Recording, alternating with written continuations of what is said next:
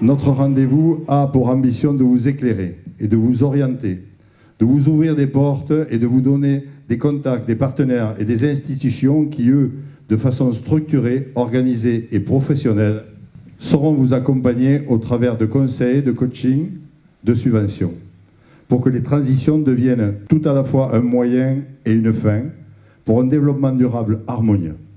Le thème de ce soir, très intéressant, les transitions. Alors vous avez bien fait de mettre parce que moi je vais parler essentiellement de défis à relever en matière peut-être de transition écologique ou environnementale, mais il y a d'autres types de transitions et peut-être qu'on le verra tout à l'heure. Je remercie la communauté des communes, la domicienne, de m'avoir permis de jouer ce rôle d'hôte et je suis convaincu que cette soirée reflètera toute la richesse de nos échanges. J'ai un message à adresser aux dirigeants présents ce soir. La révolution est en marche, mais vous l'avez vu sans moi.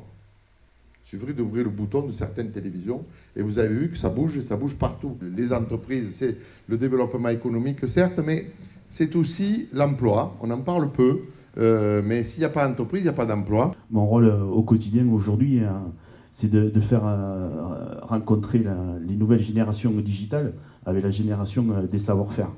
Les gens qui s'échangent, c'est-à-dire que les personnes de la production ou des chantiers montent dans notre labo, puisque c'est notre R&D. Et donc, on va descendre aussi les étudiants directement aussi en production pour voir ces échanges et travailler comme ça. Et donc, nous, ça aussi, c'est une transition qui est importante. Le rôle de tout un chacun, c'est la diminution des émissions ou la décarbonation. On y vient de plus en plus.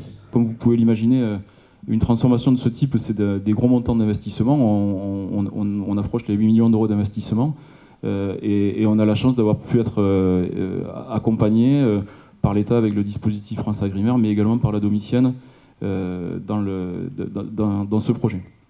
Je suis Mathieu Dossa, je suis le dirigeant d'une entreprise qui est basée à Béziers depuis plus de 40 ans, qui s'appelle Delta Automatisme, qui agit dans la décarbonation, la sécurisation de l'industrie, en apportant de l'automatisation et de la robotisation.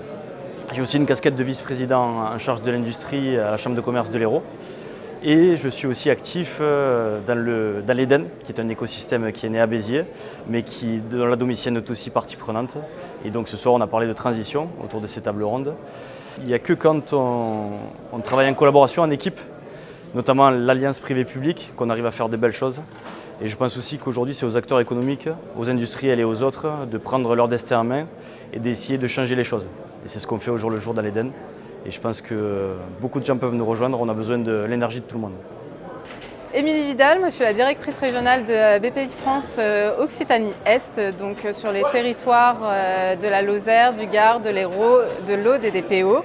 J'ai la chance d'animer une quarantaine de personnes qui accompagnent les entreprises du territoire dans leur développement, quelle que soit leur taille, quel que soit leur secteur d'activité et à toutes les étapes de la vie de l'entreprise.